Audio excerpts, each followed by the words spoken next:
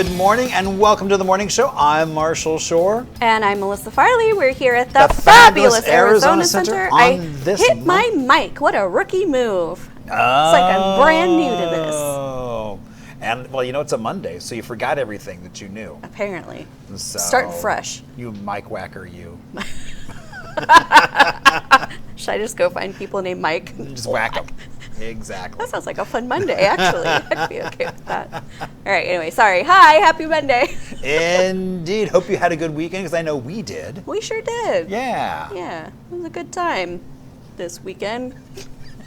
Indeed it was. So, and moving on into a whole new week with new possibilities and new fun. What are you most looking forward to this week, Marshall?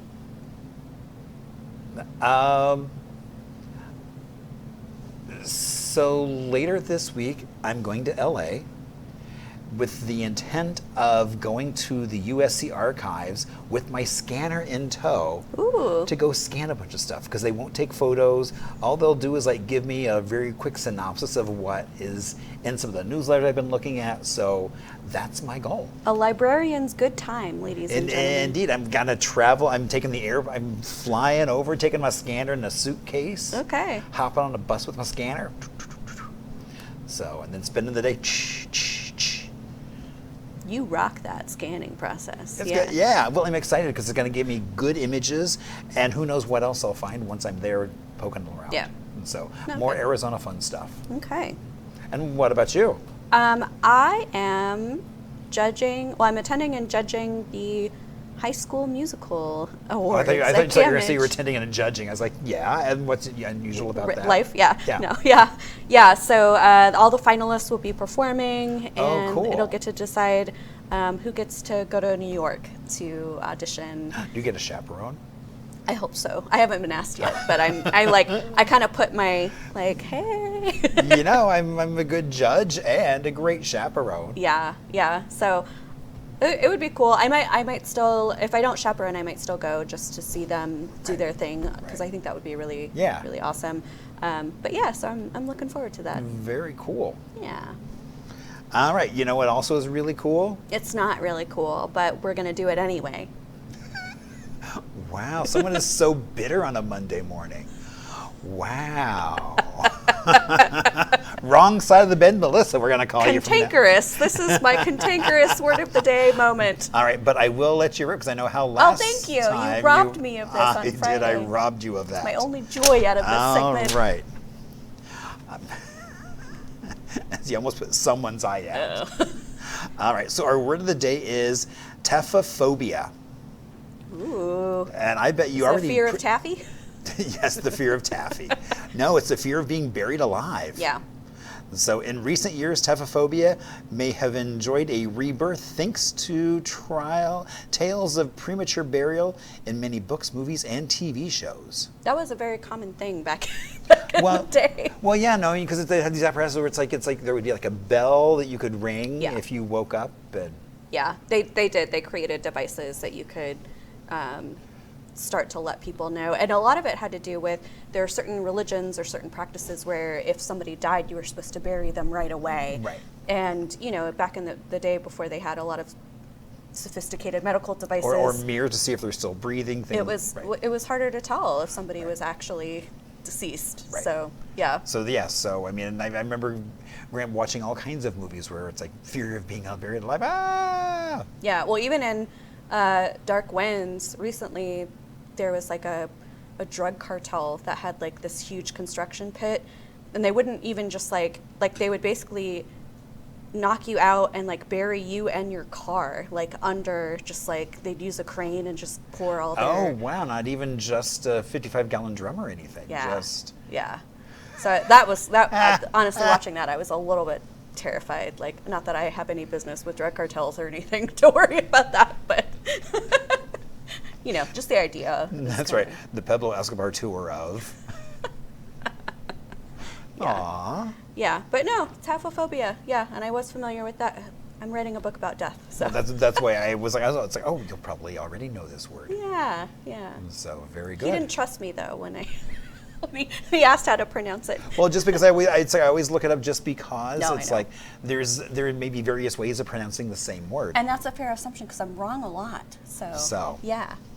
And it's like when you look at the how to pronounce it, there's so many fees and foes. And Fee, fi, fo, well, that's fum. exactly. I was like, ta, fee, fo, fum. No, I know. Okay, well, you can stop thinking about death now if you want until my book comes out, and then I want you to think about it constantly because it's going to be amazing. No, you're going to think about death in whole new ways, I promise. But we're going to take a quick break, and we'll be right back after this with our guest.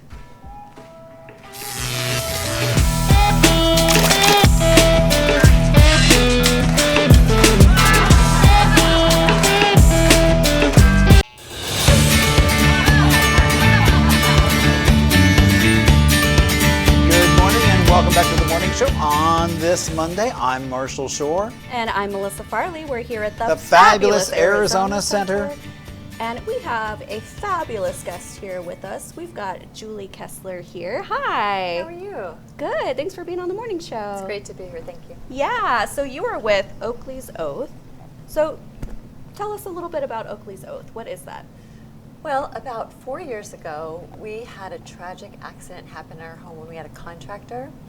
We had a roofer who didn't tell us they were going to put a plastic tarp on our pool. Our dog Oakley, named after sunglasses because my husband's an optometrist, it must have looked solid to him. Okay. And he was older, almost 15, so he fell in. I tried to save him. He ended up drowning, unfortunately. Oh, I'm so sorry. It was traumatic. Yeah. Like I said, I did let all three of my dogs out, and none of them showed interest in the pool, so I had no reason to believe that would happen. I do believe Oakley took one for a kid as well. Yeah. Mine was about a roof, a pool, and a dog, but it could be a kid, a gate, an exterminator. There's so many things that can happen when the service provider doesn't communicate with the homeowner. Yeah. It is, I was gonna say, it's my responsibility to take care of my family, and I need to know the right information to make an informed decision. Yeah, I don't think I've ever really thought about that. The only thing I've thought about, which is not quite the same thing, but sort of, is, we have landscapers that come once every 2 weeks, and, we ask them to let us know before they're coming so we can put Charlie's dog door in, and they never do. So then it's like me frantically like, if I hear it. But yeah, that communication piece seems like really important if you're doing a big project like that. Right, or the exterminators. I had friends that the exterminator came and sprayed all kinds of things around their house. The chemicals. And then the chemicals got onto the dog. Yeah. And That's what we're talking about. Yeah. Exactly. Yeah. And like you were saying, your dog could have easily gotten out. Yeah. A lot of close misses. I've had 1 million contractors at my house. It takes one time and 1 second. Yeah. So just trying to promote awareness to prevent avoidable accidents. So what exactly is the role and the work of the organization? How do you help raise awareness and kind of change, this? I guess it is really raising awareness to even have people be cognizant that this is a risk that you're exposing your family to. Yeah. So yes, Oakley's Oath, we are a 501c3, and we actually have a trademark that we're an education platform.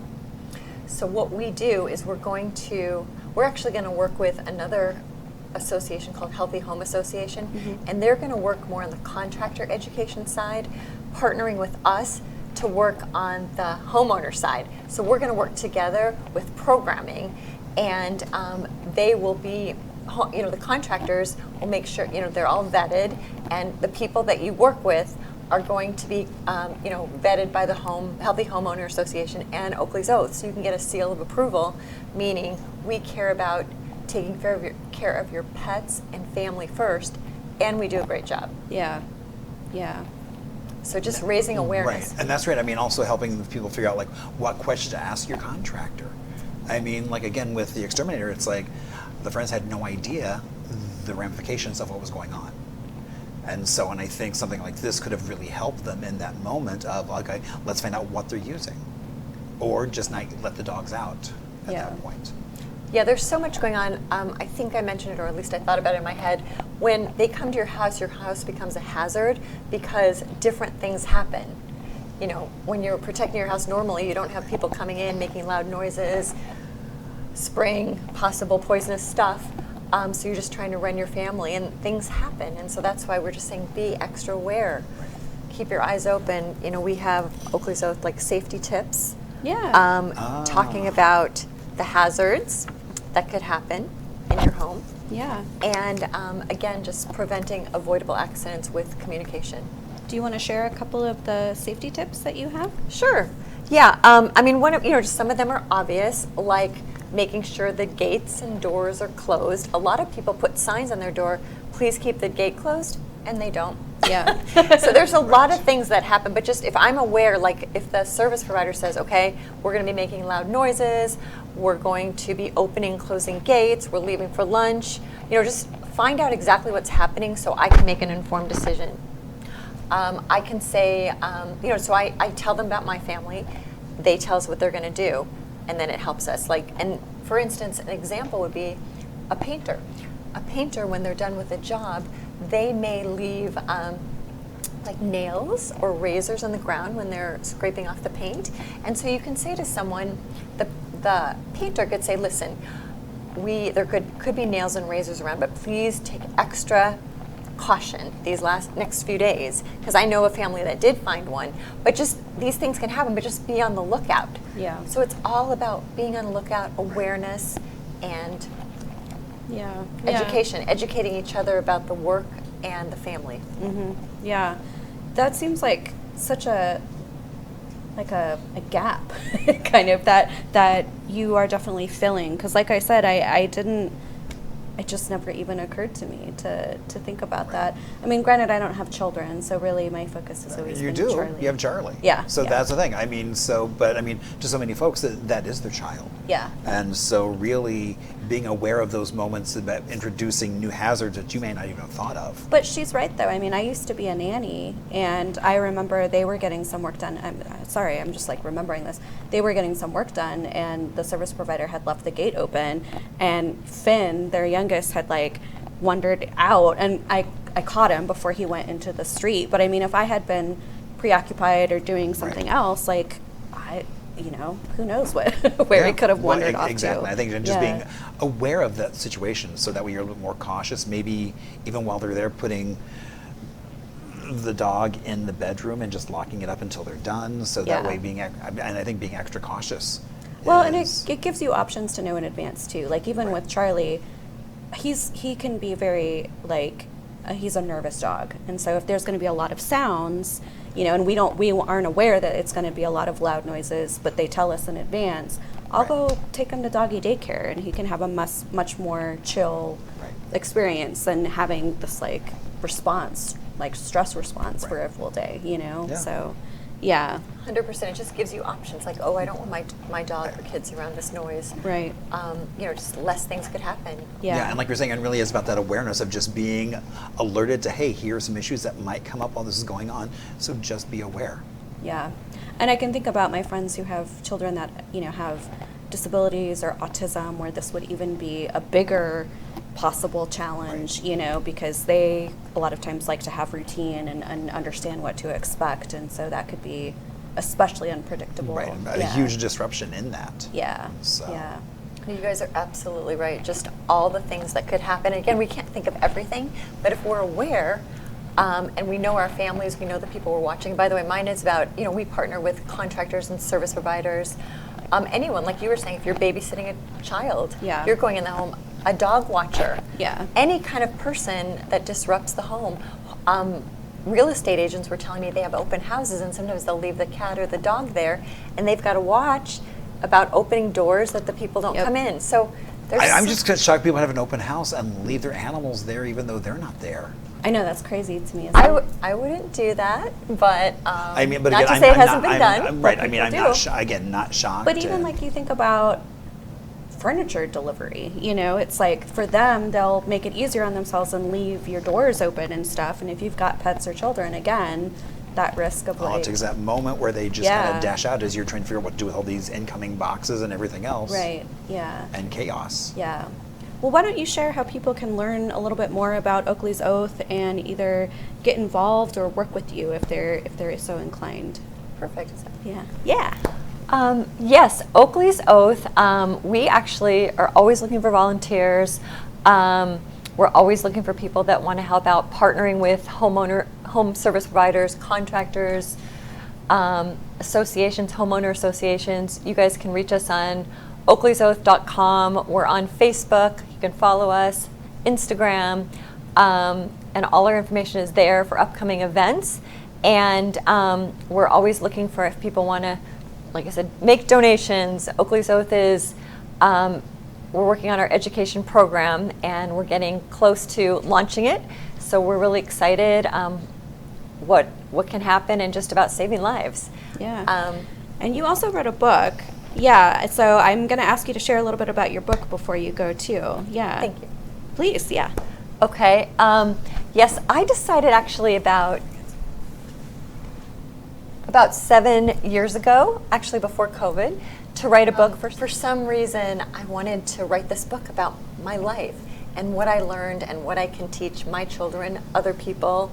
And what happened in my life is how I am the way I am. Yeah. And my book is about my family members and my animals as well. And just what I learned from being raised by imperfect people. I'm an imperfect person. Society, we're not perfect, and just being okay and taking off your mask and being comfortable in your skin. Mm-hmm. And so I wrote this book just hoping, like I said, to help my kids, other generations, just people being okay with who they are, because I do believe kind of be yourself, everyone else is taken, and if everyone else, I think that was Oscar Wilde, if everyone else was just their authentic self, I think it would be just a beautiful world. And we're not in competition, we're just in collaboration. Yeah. And since I was writing the book, it took me a long time. I don't consider myself a great writer, but I had the passion to do it. I found great people behind me to help me, but also I added an Oakley's Oath chapter. I had an animal chapter, but since Oakley's Oath is part of the animal chapter, what happened and how we handled life after that. Yeah. And rising above and just trying to make a difference in my one life. That's such a great message, and definitely in alignment with how Marshall and I feel about identity and connecting with people and being your authentic self. So we appreciate that you took the time to actually do that, especially since you don't consider yourself a good writer. I love that you did it anyway. Yeah, I think that's great. I think that's so wonderful. So where can people find the book? The book is on Amazon. Okay. You can also just reach out to me, like by oakleysoath.com or email me, but it's on Amazon, so you can easily find it there. And all the proceeds do go to Oakley's Oath for our foundation. So thank you. Oh, that's great. Yes. Yeah. Okay. Yes. Every What a penny. wonderful cause. Yeah. A wonderful book with a wonderful message, and then also goes to a wonderful cause. That can't get any better than that. So, all right. Well, we're going to take a quick break. We'll be right back after this with things to do, some history, some things to celebrate, our usual shenanigans. Yeah. I think Marshall even brought a couple treats this time, so I'm looking forward to that. But keep it right here.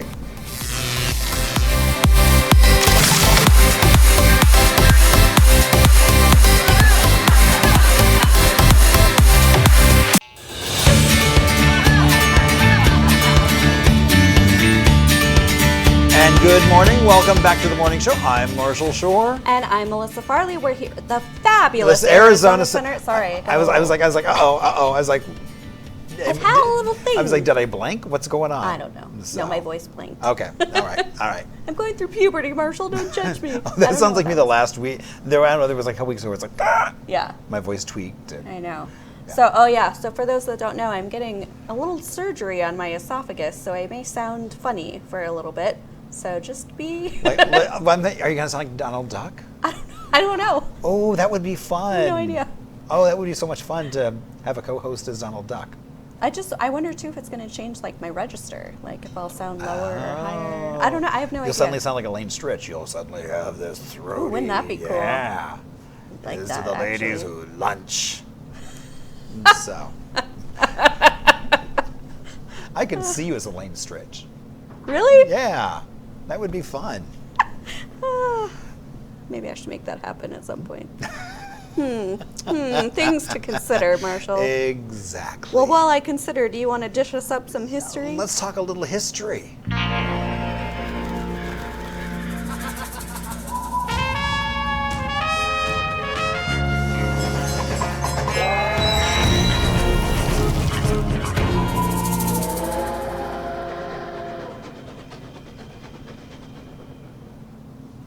You know, traveling around Arizona can be great fun. I mean, if say you were in Flagstaff, you want to go to the Grand Canyon, it's about 70 plus or minus a few miles to get there. But it's a great drive, too. Right, it's a beautiful drive.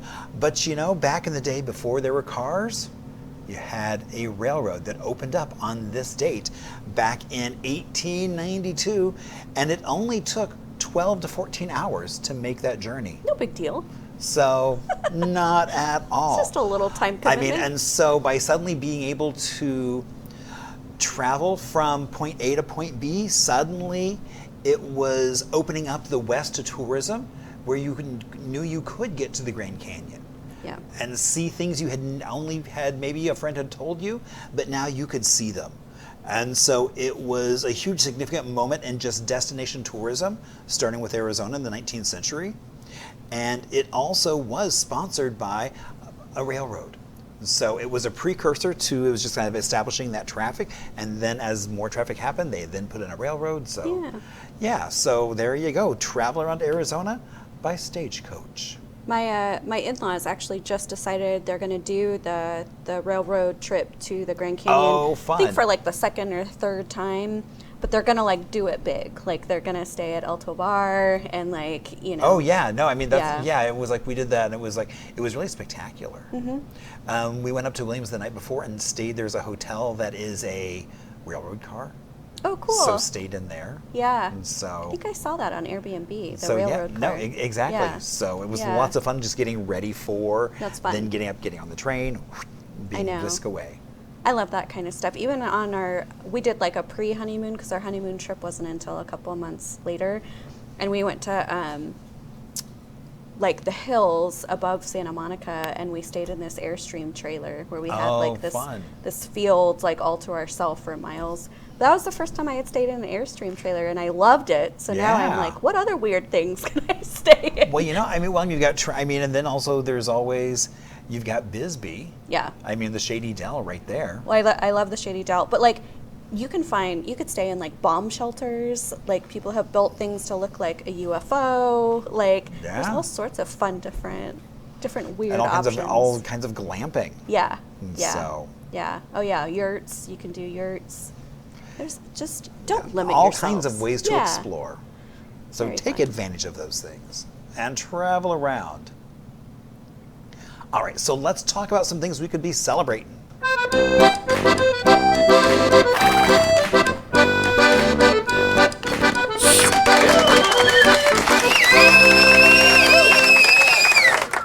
I know, with that music, I always reminds me of like Oktoberfest. It's like, oh, that's what you think of? Yeah. I always imagine myself hitting like a piñata. Well, I'm just imagining myself in like in a little lederhosen and yeah. So, all right. So today is Plant Something Day. Ooh. It's a day that encourages folks to get out and plant, be it flowers, herbs, trees, vegetables. You know, because all those plantings promote environmental sustainability and well-being and an opportunity to connect with nature. You can even plant a cactus. We are in Arizona. You could plant a after all. cactus. You know, you could even just go to the Des Botanical Gardens, maybe Boyce Thompson Arboretum. There's all kinds of ways to go and enjoy plants being planted, even if you don't do them yourself. And Boyce Thompson actually has a really beautiful nursery there that you can bring home some plants. I am actually going to plant. Our friends had a saguaro that was trying to grow like out from under their house. Oh. And so we took it home in a pot and we're gonna wow. So saguaros when they're young actually like to be like they grow in like the shade of mesquite trees a lot. So we're trying to find our best spot in our yard for while it's young. Yeah. It's probably about 3 years old. Oh, cool. Yeah. So Well, I'm then excited. only about another 90 some years you'll have an know. arm. That's right. So So I mean, there's all ways to celebrate things you can plant. Today is also kind of, encouraging that sun. It's Man Ray Day. Now, when I first saw this, I was thinking the artist, photographer Man Ray. Yeah, I Oh, know, no. I was too. That's This not it? is all about a man named Ray out in the sun. And somebody was like, hey, my brother needs to spend more time out in the sun. So if there was a day to celebrate him doing just that, there you go. So go out in the sun. That's So how you yeah, celebrate? so now there's Man I Ray. would rather go to Ray's Pizza to celebrate Man Ray Day. Can I do that? Eat my No, spaghetti because that in would the be Ray sun? Pizza Day. Not. But it's Ray's Pizza. So indeed, but so just go soak up the sun. However you want to do that. Maybe it's going to a park, going for a hike. Arizona, it's like before the weather gets too hot, you can still go out in the morning or in the evening and do a nice little hike. Like South Mountain, you can hike up until 11 o'clock. For now. Well, for now. Then Then it's like before 7 Right. o'clock. Right. Well, yeah. I mean, then there'll be a point where it's like Yeah. you don't want to go out at any point. Wear but- your sunscreen though if you're going outdoors in So Arizona. Yeah. indeed. So also Boys Club Day. Now that is because on this date back in 1906, the Federated Boys Club was founded. They later in the 90s became the Boys and Girls Club of America. What they do is they provide safe, supportive environments for youth. The clubs focus on character development, academia, success, healthy lifestyles, and leadership skills. So, they do so much great work across the valley and across do. the country. Yeah. So,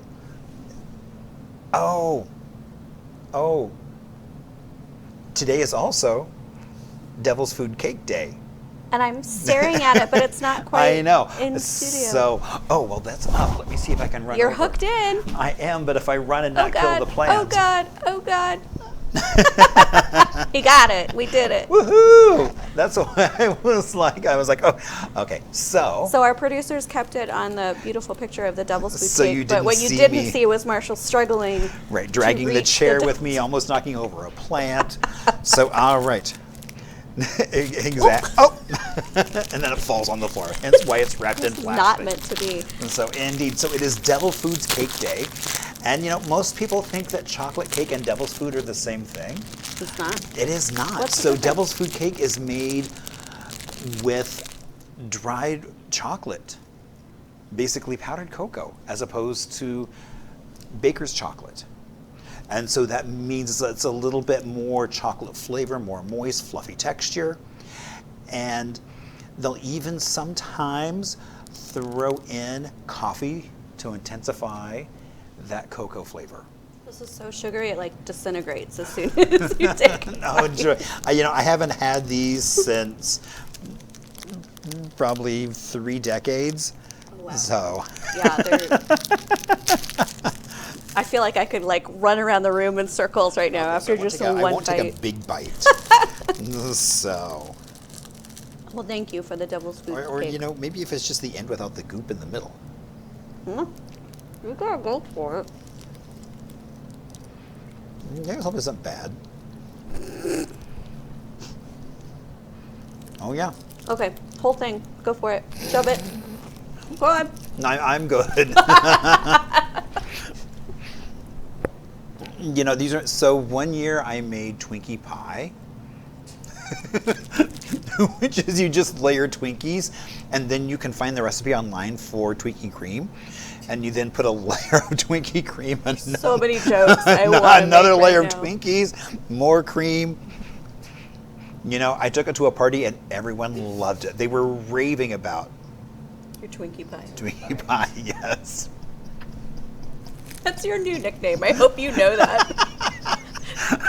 Hey, Twinkie pie. Oh, I love it. Indeed. Okay, so besides taking Twinkie pie to a party, what are some other things we'd be doing around town?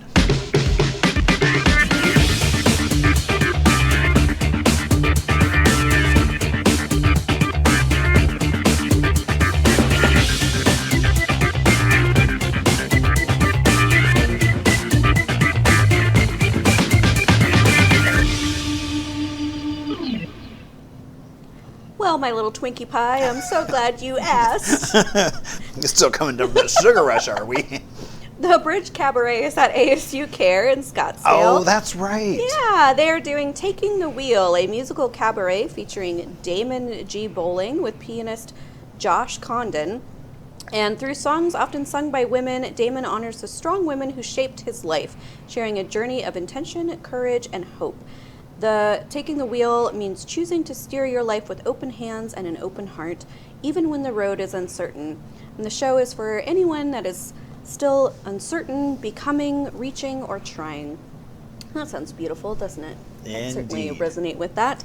It is at 7:30 p.m. and tickets are $25. The Bridge Initiative, the Bridge Cabaret is by the Bridge Initiative, our good friend Brenna Jean Foley. It's a Right. great organization, and again, the space is just stunning. So, sure to be a really lovely night. We also got a Salute to Service bingo night at the Chicken and Pickle in Glendale at 6 p.m. You can join in for a fun-filled, family-friendly night of bingo and entertainment. They'll be slinging gift cards and prizes for the bingo winners. You can come dressed in your best patriotic outfit and get an additional card, compliments of State 48 Veterans Association. So the way the pricing works, you get one card for $5, but you can get 5 cards for just $20. So it's Oh, going so it's on. for serious bingo people. It's serious bingo. With their daubers and everything. That Chicken and Pickle is a serious bingo place, I guess. I had no clue. 6 to 8 p.m. And that is in Glendale, by the way, off of Bring your Farley. own daubers. Dauber. I need one of those. You can also build your own doggy snack bar and s'mores station at At Pizza to the Rescue. Sorry, that was a lot of words that fell all I know. I swooped was together. like, yeah. Okay, so they're having a doggy snack bar and s'mores station. It's a fundraiser that is happening at Pizza to the Rescue in Phoenix at 6 p.m. So basically, this is... Oh, it's two separate things. Yeah, so Central Studios is hosting a build your own snack bar, and then for the humans, a s'more station. You can build your build a box yourself, then stain and stencil it in your choice of colors. Oh. You can also build that snack bar for your king or queen, which is your doggy at home, and the box can fit up to 2 dog names. So there you have it. And s'mores, if you don't know and you haven't lived in Arizona your whole life, s'mores are summer is s'more season. So like, It's not just an Arizona thing. It's like a national. It's a national treat. let me have this, Marshall. It's a national treat. I mean, I was like, you're like, oh, Arizona. I'm like, oh, and everywhere else gets something else. Yes, it's just Arizona. No s'mores for you. Actually, I have cake pops that are s'mores waiting at home for me. That It's I like just we're got not sharing the excited about. s'mores with you. No, I'm just saying, growing up in Arizona, that's like one of my memories. Is like you'd go camping in the summer and then you'd have Right. s'mores, and it was kind of a special thing. So okay, so when you do your s'mores, how do you do the marshmallows? Do you like carefully get them over the fire just high enough so that over time they just get that lovely little tan color? No, I burn mine. Okay, so that's what my mom does. She's like, stick it in the fire. But I'm not like unwieldy about it. Like that's how I like it. Like I like them a little burnt. So I'll purposely get them kind of caught on fire and then spin it around so the next because I get the giant. They have like s'mores marshmallows now that are like bigger and square. Oh. Yeah. Do you use a fork? Because a stick, I don't think would. It does. It works. Yeah. Okay. Yeah. Anyway, s'more education, folks. But this is a fundraising event, so it is $50, and it starts at 6 p.m. So sounds fun. You get to kind of make some craft things, make some s'mores. It's going to be a good time. This sounds really fun. I would actually be down to give this a go. I tried this in Hawaii. I was not great at it, but it was on a boat ride and for only like 5 minutes, so I'd like more of a chance. But it's hula and Tahitian dance class at the Anthem Community Center. Oh, fun. Yeah. So the goal is to empower everyone through Polynesian dance. You can join in on a hula class, which will go over technique and performance. It's from 5:10 p.m. to 6 p.m. It's only $15, and you just have to be 10 years or older to attend. And what I love is people think it's like, when you see it on TV shows, it's all mostly women dancing. When I was at Tiki Oasis, they had a whole group of men up there doing. Yeah. So it's like, it is not just segregated. Yeah. Anybody is welcome to That's do the correct. hula. Yeah. Yeah. We've also got ceramics and cocktails happening at Connolly's Sports Grill in Phoenix at 7. They'll have a large selection of items ready for you to paint. You can pre-select or choose your item that evening if you want, and then each attendee will create a ceramic project. All items will be fired and returned to Connolly's the following week for pickup. So basically, you do your thing, you leave them there to cure and dry, Right. and then you go pick them up. Which is smart, Connolly's, because you're making people come back twice. And that's what I was like, well, I'm here. I should just have a beer and That's whatever I right. had painted. But this is actually a reasonably priced activity. It's from 7 to 9 p.m. and it's only $25. So I think that's a great price Yeah, to no, make I something. was like, that's actually affordable. It is a 21 plus event, so you have to be an adult. Hence why it says cocktails. That's right. The cocktail part is not for children's. My teeth are tingling from this devil's food cake. I think it's the cream filling. That's I think what- it's the whole, the whole I think package. it's the whole thing. Yeah. Wow. Like, wow. Yeah. I'm like, I know. And I think I'm slightly allergic to sugar because like if I eat sugar, the back of my throat will start like. Oh, no, it was already doing that, so now it'll just be like doing it even more. Wow. Yeah. So this has been fun. No, we're good. All right. Well, thanks for joining us on this Monday. It's been a super fun way to kick off our week. We hope it's been fun for you. Indeed. And if you would like to share with us how to make this even better for you, our local community. That's right, because we want to hear from you. We want to make this more about you. That's right. You can send us events that you have coming up or that you're excited to attend that we would love to share with our viewers. You can also share shout outs if you want to shout out somebody for a birthday, an anniversary, a promotion. Right. Maybe you want to shout out what you're doing for 602 Day. Maybe, oh yeah, we do. We've got 602 Day coming coming up right around the corner. Yep. It's going to be a really amazing time. We'll be on the 11th floor at the Arizona Center. Beautiful view. We'll have vendors, music, so much fun. We hope that you'll join us. We've got information on our site on themorningshow.com about 602 Day and a vendor application out. Indeed. Yeah, so please join us. And with that, we're going to wrap up our Monday show. We hope you have a stellar week and join us right here tomorrow for another good time. Exactly, and more shenanigans.